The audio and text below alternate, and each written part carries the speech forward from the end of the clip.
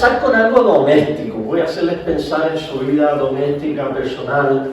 Ustedes, yo, todos nosotros, cada día en la tarde se supone, bueno, vamos a trabajar en la mañana, mediodía, y en la tarde llegamos a la casa.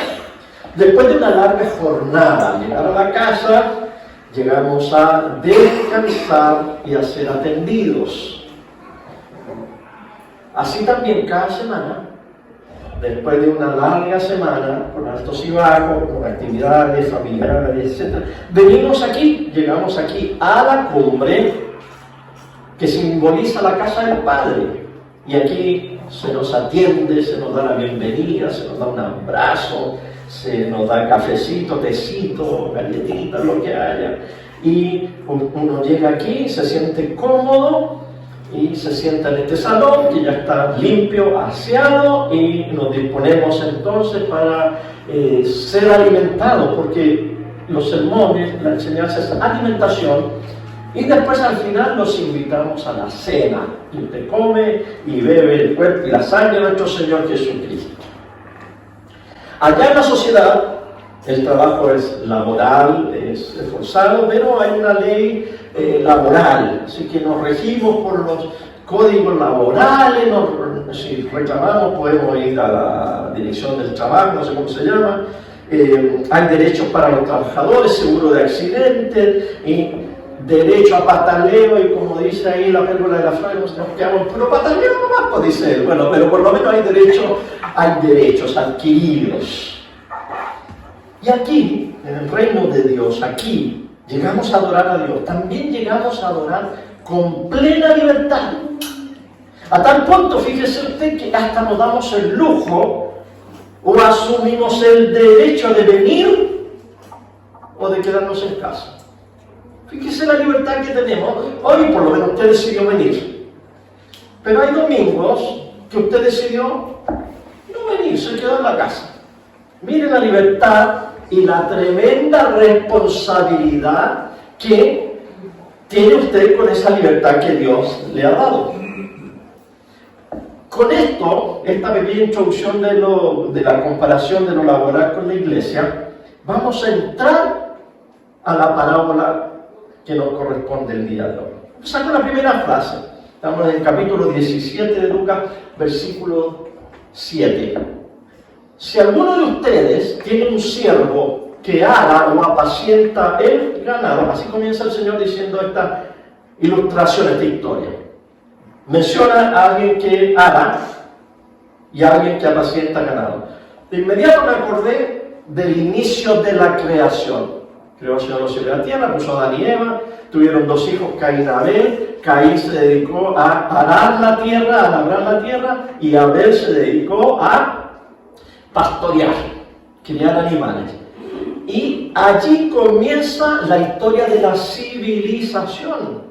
En estos dos grupos primitivos, hace miles de años, un grupo que se dedicó y se estableció en un lugar a arar la tierra, y el otro grupo que se dedicó a pastorear. Y para eso no necesitaba una tierra, sino muchas tierras. Por eso que los pastores van y vienen en las tierras buscando pasto. Pero este otro, representado en Caín, dijo: no, este es mi territorio y no te metas aquí. Y aquí entonces, en esta historia de la civilización, comienza todo. Recuérdense esta rivalidad, y después, cuando Caín mata a Abel, se va y es el primero que funda una ciudad. Y ahí empezaron los conflictos de la violencia. Hoy yo le quiero preguntar a usted, miles de años después, no le voy a preguntar si usted ara o apacienta, porque según yo, el que ara ya se fue para el sur y está ya construyendo una casa que es en Arturito. A la cuenta de 3, cuando yo cuente 3, usted va a decir en voz alta a qué se dedica, cuál es su oficio, cuál es su profesión, así que dígalo, y se hace una revoltura de palabras y de oficios y de profesiones. Así que a la cuenta de 3, ¿a qué se dedica? 1, 2, 3. Consejero, escritor, editor de video, pastor, perdón, era una sola, ¿verdad? Ok. Hoy todos somos trabajadores y somos versátiles. Hacemos muchas cosas. Incluso algunos de nosotros comenzamos una carrera y no nos gustó y nos fuimos por otra. Hay mucho donde elegir, con títulos profesionales o con oficios, cosas que nos gusta hacer y producimos. Fíjese que hace 1 o 2 generaciones atrás, la cosa no era así.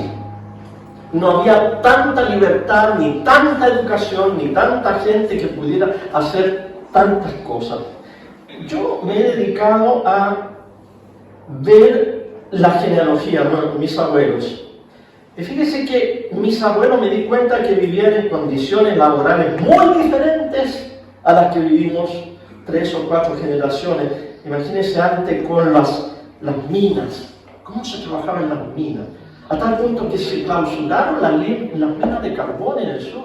Y cuando niños nos hacían leer Subterra, Subsole, para que tuviéramos conciencia de cómo se sufría en el salitre, en las minas del norte, del campo, cómo trataban a los campesinos. Ha cambiado mucho. Antes era mucho trabajo físico y poca educación. Y buscando en los documentos sobre mis antepasados me encontré con el acta de matrimonio de mis bisabuelos.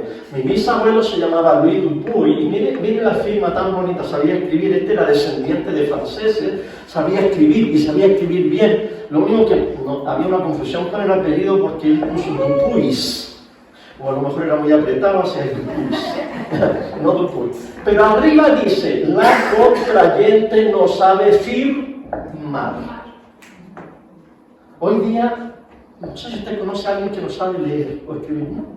La mayoría estamos alfabetizados. Ese era en esos tiempos. Luego de Lauro Soto, mi bisabuelo, que se llamaba Apolinar, o en algunas partes sale como Polinar, y en otras partes sale como Polinardo Soto, el papá de mi abuelo, dice aquí que su profesión, gañán. Ya, pero no se aproveche nada de decir, bueno, ahora entendemos de dónde viene la cosa. Lo que pasa es que gañán es una palabra que se usa en el diccionario, es para las personas que trabajan en el campo. Y aquí tengo la definición: hombre que trabaja en el campo a las órdenes de otra persona. Eso era y es un gañán. Lo único que ahora, esa palabra, que antes era la definición del oficio, hoy es un hombre que muestra rudeza y tosquedad en su comportamiento. Interesante, ¿no? Estamos hablando de los años 1000. Mi abuelo nació en 1900 y, bueno, miren, en el siglo pasado. Esos eran los términos que se usaban. Siga usted indagando cómo se trabajaba en el siglo XIX, el XVIII. El 17, el 16, que es la esclavitud, la conquista de América, la esclavitud de los afroamericanos. Y siga para atrás, la cosa no mejora. Llegamos a los tiempos de Cristo y leemos estas parábolas, donde se habla abiertamente de la esclavitud. El Señor dijo: si alguno de ustedes tiene un siervo, deténgase allí. Una traducción más exacta de la palabra es la palabra griega doulos. Y doulos es como traducir elegantemente siervo, pero la verdadera traducción es esclavo. Si alguno de ustedes, dice el Señor, tiene un esclavo, quiere decir que existían esclavos y se trataban como esclavos, como propiedad. La magnitud de la palabra. No es un trabajador, no presta servicio, no boletea, no tiene previsión social ni seguro de salud. Es un esclavo, es propiedad del amo y él te hace con él lo que le plazca. ¿Qué sigue diciendo la palabra? ¿Acaso cuando él, el esclavo, acaso cuando él vuelve del campo le dice: pasa y siéntate a la mesa? Sería lindo que así fuera, ¿verdad? Después del trabajo. No se trabajaban 8 horas, 10, 12, 14 horas en el campo. O él dice, arando, no supervisando, no sacando malezas, arando la tierra y cuidando a los animales por muchos lugares, caminando, y etc. Al final de la jornada, sería lindo que el dueño dijera: oye, trabajaste tanto, así que por favor pasa y descansa. No. Sería lindo, pero así no es. Bueno, comparando con la iglesia, ¿no? Es lindo que usted llegue aquí, después de toda su semana, y dice: bienvenido, toma asiento, un cafecito. Va al baño, me conforta, limpiecito, todo en su perfecto reino. Mira, qué bueno, mira la obra del Señor. ¿Acaso cuando él vuelve del campo le dice, pase y siéntate en la mesa? La respuesta, no. Más bien le dice, prepárame la cena y arréglate la ropa para servirme mientras yo como y bebo, después podrás comer y beber tú. Los que escucharon la parábola deben haber respondido, ¿tienes razón, Señor? Claro que no, a un esclavo no se le permite nada más que servir al amo. Tienes razón, Señor. También ese punto que haces. El esclavo cansado de un día de trabajo debía llegar a la casa y irse a la cocina y preparar la cena del amo. Luego debía cambiarse la ropa de gañán o de pastor y ponerse la ropa de mozo para servir al amo y quedarse de pie al lado de la mesa mirando mientras el amo come y bebe por si se necesita algo. Y después de unos 45 minutos o una hora aproximadamente, el esclavo, terminando de servir al amo, él ahora podía comer y beber. ¿Y acaso se le agradece al siervo lo que se le ordena? Pregunta retórica a la gente que está escuchando. Y la respuesta es obvia. El esclavo no es un proveedor de servicios profesionales. El esclavo no tiene iniciación de actividades ni rol único tributario. El esclavo no debe ser recompensado por su actividad ni agradecido por lo que hizo. El esclavo se da por agradecido por el puro hecho de tener comida, techo y abrigo. Y aquí viene el boom. Así también ustedes. A ver, ustedes. Señor, también te estamos. Estamos hablando de los esclavos. ¿Sí? Pero aquí viene el boom de la parábola. Porque toda la parábola tiene un boom o un plot. ¿Y cuál es el boom o el plot? Es este. Ustedes están apoyándome en lo que yo digo de los esclavos. Pero ahora les doy vuelta a la tortilla y ustedes, cuando hayan hecho todo lo que se les ha ordenado, digan, somos siervos inútiles. No hemos hecho más que cumplir con nuestro deber.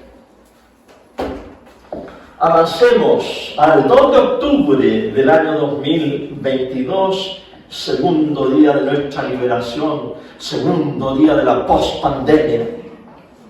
Fíjense que hay conserjes en nuestro edificio que fueron contratados durante la pandemia y ahora le estoy conociendo la cara. Y yo hubiera preferido que algunos siguieran con la marca. Ahora, no, sí es verdad, ahora están, hay algunos que yo creía que eran flacos y así tienen los cachetes. Bueno, en este segundo día del post-pandemia, vamos a aterrizar ese modo. Muchos podemos quedar descolocados con esta parábola. Y podemos preguntar, Fernando, entonces tú estás diciendo que Dios es un amo que me considera un esclavo de su pertenencia. Y le tengo que decir la verdad. Sí, eso es lo que está tratando de decir en la parábola del Señor Jesús. El Dios a quien adoramos en la persona de Jesucristo es un Dios que usa la aborrecible institución de la esclavitud para describir su relación con nosotros. Así es, pero con una salvedad. Así como dice Jesús Adrián Romero. Sí, pero no es como yo. No es como los amos terrenales. No es como los jefes de este mundo, porque nuestro Dios es todo amor, compasión y misericordia. No es como yo. Él es santo y es perfecto. Es sublime y es eterno. No hay comparación. No es como yo. Él trasciende lo que existe y de majestad se viste. No hay comparación. No es como yo. Pero en las parábolas, el Señor se presenta para que lo entendamos como un pastor, como una mujer que pierde una moneda, se presenta como un padre que recibe a su hijo, se presenta como Abraham que recibe a Lázaro a su lado, se presenta de muchas maneras como el dueño de una finca y aquí se presenta como el amo de unos esclavos. Pero Él es el mejor pastor, es el mejor amo, es el mejor dueño, es el mejor padre y es el mejor traficante de esclavos que nosotros podríamos conocer, porque Él no es como nosotros los seres humanos pecadores. ¿Y qué nos quiere decir la enseñanza? En primer lugar, la enseñanza es esta, y ojalá se la graben en las tablitas de su corazón, en su mente. La enseñanza principal es esta: Dios no nos debe nada. Apréndaselo. Dios no nos debe nada. Dios no tiene ninguna deuda con nosotros, de ninguna clase. Ahora, esto, del hecho de que Él no tenga nada que agradecer, que Él no tenga deuda con nosotros, no quiere decir que Dios sea un dictador anónimo y distante que no necesita agradecerle a nadie por servirle. No, eso no es, esa no es la imagen de Dios. De hecho, Pablo en Colosenses 1 dice que Dios los llene del conocimiento de su voluntad en toda sabiduría e inteligencia espiritual para que vivan. Vivir es vivir, hacer cosas, moverse, ir para allá y para acá, andar muy ocupado. Eso significa vivir, y dice Él, para que ustedes vivan como es digno del Señor. Es decir, siempre haciendo todo lo que a Él le agrada, produciendo frutos de toda buena obra y creciendo en el conocimiento de Dios. El teólogo Tomás Wright dice, y lo voy a leer porque me gustó mucho: a Dios le encantan nuestros pequeños y pobres esfuerzos, pero sin duda necesitamos que se nos recuerde una y otra vez que no hay nada que podamos hacer para lograr que este Dios esté en deuda con nosotros. No importa cuánto oramos, sufrimos, enseñamos o evangelizamos, ni el nivel de organización y generosidad que alcancemos, ninguna acción nuestra sería suficiente para lograr que el Dios de la gracia estuviera en deuda con nosotros. Así que esta cuestión de, ya te tienes ganado el cielo, no funciona. O esto que a veces yo escucho, no, la está pagando, tampoco funciona. Porque, por otro lado, ustedes pueden ver que hay parábolas que Jesús habla del premio y habla de la felicitación. Ven, buen siervo y fiel, sobre poco has sido fiel, sobre mucho te pondré. Entra en el gozo de tu Señor. Ahí hay padecimiento de parte del Señor Jesús. Y hace un par de semanas predicamos de esa parábola que dice: dichosos los siervos a los que su Señor encuentre pendientes de su regreso. De cierto les digo que se ajustará la ropa. ¿Quién? El Señor. Se ajustará la ropa. Y luego dice, los hará sentarse a la mesa. ¿Quién? Los esclavos. Los esclavos se van a sentar a la mesa y el amo se va a ajustar la ropa, y luego dice, y él mismo vendrá a servirle. Bueno, ¿en qué quedamos? No me estaba diciendo que nosotros somos los esclavos y Él es el amo y que nosotros no merecemos descansar ni comer antes que satisfacer al amo. Y ahora nos dijiste hace 2 semanas que era todo al revés. ¿Saben por qué al revés? Porque el Señor da el ejemplo. Él es el esclavo y está atado al amor y al servicio y a la misericordia. Por lo tanto, a Dios no se le rebaja, ni Él se rebaja, ni Él se siente menos Dios por sentar a sus hijos a la mesa y servirle. ¿Y por qué a nosotros se nos hace tan difícil mudar a los cabros chicos o secarle los mocos a un niño o a un adulto mayor? Es digno de nosotros limpiar un baño, barrer una casa, desmalezar la cumbre. Ya me puse pesado.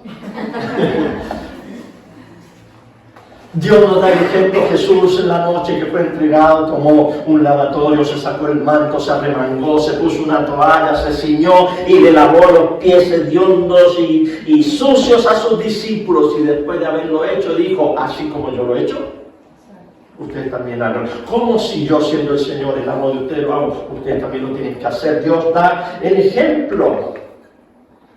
Nosotros los cristianos debemos recordar que el Señor sirve y nosotros debemos servir, y que nos recuerda que nosotros también debemos servirlo a Él sin esperar ni siquiera un gracias. No, es que ni las gracias me dieron, dice, ni las gracias me dieron, ni me mandaron un gift card, una tarjetita de saludo, ni nada. Nunca más lo hago hasta que no me den la gracia. Los cristianos somos esclavos de Jesucristo, y no porque lo diga yo, sino que lo dice el excelentísimo príncipe de los apóstoles. Al apóstol Pablo, cuando se presentaba, nos decía: yo, el reverendo, excelentísimo licenciado, doctor en teología, testigo ocular de Cristo, que se llama Pablo, siervo de Jesucristo. Pablo, dulos de Jesucristo. Pablo, esclavo del Señor Jesucristo. Eso es lo que decía. Y la Virgen María, he aquí la esclava del Señor. ¿Qué más nos queda a nosotros? Somos sus siervos. Somos sus siervas. En la parábola se relata una esclavitud literal, pero hoy en día nuestro servicio de esclavos de Jesús es figurativo, y lo interpretamos como una sujeción, una subordinación al Señor Jesucristo, que es cabeza de la iglesia. Somos sus siervos. Lo primero y lo mejor de nosotros es para Él. Amén. El primer día de la semana, domingo, lo dedicamos a Él. Amén. La primera hora del día la dedicamos a Él. En oración, en pensamiento, en adoración. El primer 10% de nuestros ingresos lo dedicamos a Él. Amén. ¡Ah, qué bonito! Se nos fue ese amor. ¡Oh, ya! Ok, entonces, tesorero el próximo mes para subirla. La iglesia del Señor Jesucristo es su casa, su habitación. Él habita. Y aquí en su casa Él ordena, aquí Él se alegra, aquí Él come, y nosotros en la iglesia lo servimos a Él, en la iglesia lo alegramos a Él, en la iglesia alimentamos a Jesús. Me pregunta Él: ¿y qué le gusta comer? ¿Qué le gustará comer a Jesús? ¿Qué es lo que come el Señor? En peligro de ser un poco liviano o un poco insolente, les voy a decir qué es lo que come el Señor. El Señor come gente. Jesús come gente, come personas. Él se alimenta de la gente que no le conoce y que nosotros se las traemos en sacrificio humano. No vamos a matar a nadie, ¿verdad? Pero en fondo sí matamos. Cuando bautizamos a la gente, las sepultamos, las matamos y luego el Señor se las come. Son parte de Él, de su iglesia. El Señor es la cabeza y nosotros somos su cuerpo. Y cada persona nueva que llega aquí, un invitado que conoce a Cristo, que se arrepiente y que se bautiza, es ingerida en el cuerpo de Cristo y llega a ser un miembro del cuerpo de Cristo. El Señor come gente. Ahora, ¿qué gusto de gente? El Señor come de todo. Come judíos y griegos, esclavos y libres, varones y mujeres, bárbaros y escitas, circuncisos e incircuncisos. Come de todo, no es piqui, no es regodión. Y Él se alimenta y eso lo nutre, lo llena. Y esa es la labor del reino. Atraer gente, que el Señor se alimente y que nosotros estemos como esclavos sirviéndole gente y alegrándonos de que Él las ingiere y les da su Espíritu Santo, el perdón del pecado y la vida eterna, y lo incorpora en su cuerpo, que es la iglesia. Así que tu labor y mi labor en el mundo, en la sociedad, es servir al Señor. Amén. Aunque estés cansado, aunque estés jubilado, aunque estés haciendo tu trámite de jubilación, por lo que me han contado, aunque hayas completado tu labor y tu jornada laboral, Dios espera tu servicio para el reino, lo espera. Está sentado esperando que llegues a la casa suya y le sirva. Dios espera que lo atiendas a la mesa y que trabajes para que su casa, su reino, se llene. En la iglesia hay gente, como yo, que ocupa todo su tiempo en este trabajo. A tiempo, pastor a tiempo completo. Algunos nos llaman asalariado, no importa. Asalariado significa que uno recibe un salario. Y sabemos claramente que aunque ocupamos el 100% de nuestro tiempo laboral en las cosas de la iglesia, aún así somos siervos inútiles. Ustedes tienen sus labores seculares y aún así el Señor espera de su servicio overtime, más allá del horario laboral. Y hay tanto que hacer en la cumbre, en la iglesia, en todas las iglesias. Todos los pastores, amigos míos, están en las mismas. Hay mucho que hacer en los ministerios, en las instalaciones, en el sonido, mucho más ahora que hace un rato, en las redes sociales, en misiones, en esta calle, en este barrio. Así que, con todo el amor de Cristo, yo te quiero decir, no te des el lujo de decir, estoy cansado. No te des el lujo de exigir ser reconocido y felicitado por Dios. Solamente pídele al Señor que te dé la alegría del servicio. Porque ahí está la clave. La alegría del servicio. Los que sirven, sirven porque lo pasan bien, porque están alegres y porque ven el fruto. Y mucha gente que no sirve es porque no encuentra esa alegría. Entonces hay que pedirle al Señor alegría del servicio. A nosotros los pastores nos cuesta mucho pedirle a los miembros de la iglesia que sirvan y trabajen, nos cuesta. Tenemos sentimientos de culpa sabiendo que ustedes trabajan 8 horas diarias y luego les pedimos 2 horas para venir el domingo y amar a Dios aquí en el culto.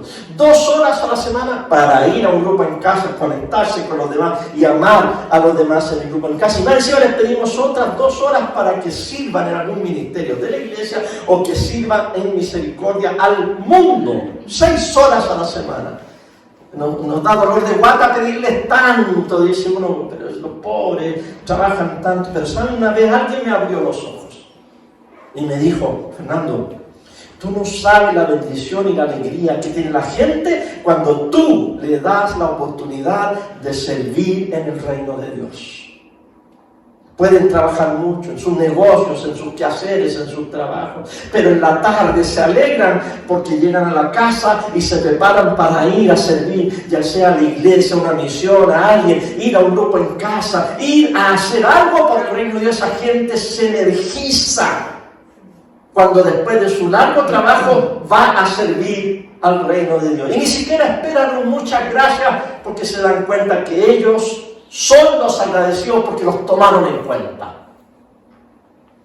Somos siervos inútiles. No hemos hecho más que cumplir con nuestro deber. Ahora sí, por la otra, donde está esta pintura. Esta es una mujer esclava, ex esclava. La pintó Thomas Waterman Wood, un pintor norteamericano. En la posguerra civil se dedicaba a pintar esclavos liberados. Y aquí él pintó a esta mujer, que es una empleada, una generación después de haber sido emancipada de la esclavitud en el sur de Estados Unidos. Irónicamente, ¿qué es lo que está haciendo esta mujer? Está sirviendo. Pero está sirviendo ahora en libertad. Y esta es una paradoja que asombra al espectador de este cuadro. Yo le pregunto a usted, ¿está usted sirviendo con la libertad en que Cristo le ha hecho libre?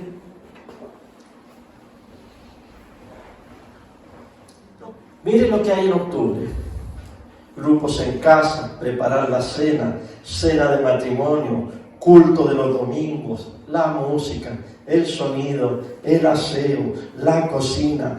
El 31 vamos a tener una noche de luz, una alternativa a Halloween aquí en este lugar. Tenemos reunión de mujeres, y jubilosas, tenemos clases de niños que todavía no han venido porque no tenemos clases.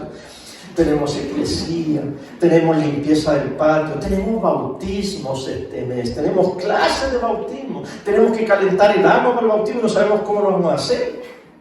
Tenemos reuniones de presbiterio, tenemos reunión de liderazgo, tenemos la entidad religiosa, tenemos ayuda en misericordia, oración vespertina, administración de los bienes de la iglesia, tanto los bienes económicos, hay tantas cosas que hacer. Uf, de solo nombrar la lista ya me cansé.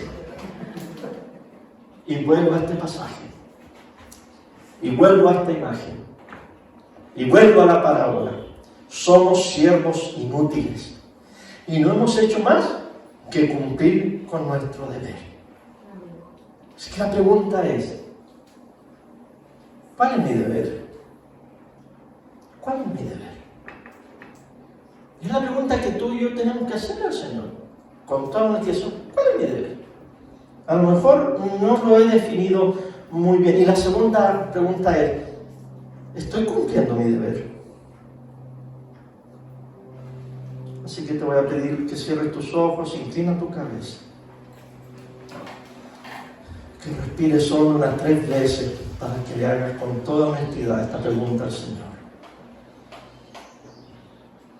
Pregúntale, Señor, ¿cuál es mi deber?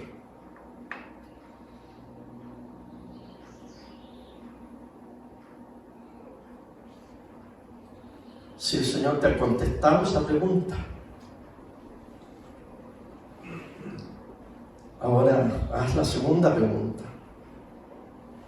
¿Estoy cumpliendo con mi deber? ¿Lo estoy haciendo con gozo? ¿Con alegría?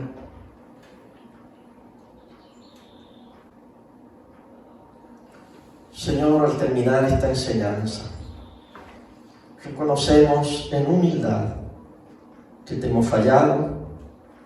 Reconocemos, Señor, que nos hemos olvidado de nuestra esclavitud. Antes éramos esclavos del pecado y ahora somos esclavos de la justicia, de lo correcto. Y lo más lindo que antes nuestro amo era Satanás, el diablo, pero ahora somos esclavos de nuestro Señor Jesucristo. Así que pedimos perdón, limpieza, y pedimos fuerzas y ánimo. Pedimos la plenitud del Espíritu Santo, pedimos la llenura del Espíritu sobre nuestras vidas para trabajar en la viña del Señor, para mirar a nuestras familias, a nuestros amigos, compañeros de trabajo, y de alguna manera traerlos aquí para que el Señor se los coma, los digiera, les perdone sus pecados, les limpie de toda la inmundicia y les dé la vida eterna. Señor, queremos traer gente a ti, a tus caminos, a tu reino. Señor, queremos que tú les otorgues la vida eterna. Haznos siervos útiles, haznos siervos sagaces, haznos siervos disciplinados para hacer la obra a la cual tú nos llamaste. Esto te lo pedimos, Padre, en el nombre de nuestro Señor y Salvador Jesucristo, a quien sea toda la honra, la gloria y la alabanza por los siglos de los siglos. Amén.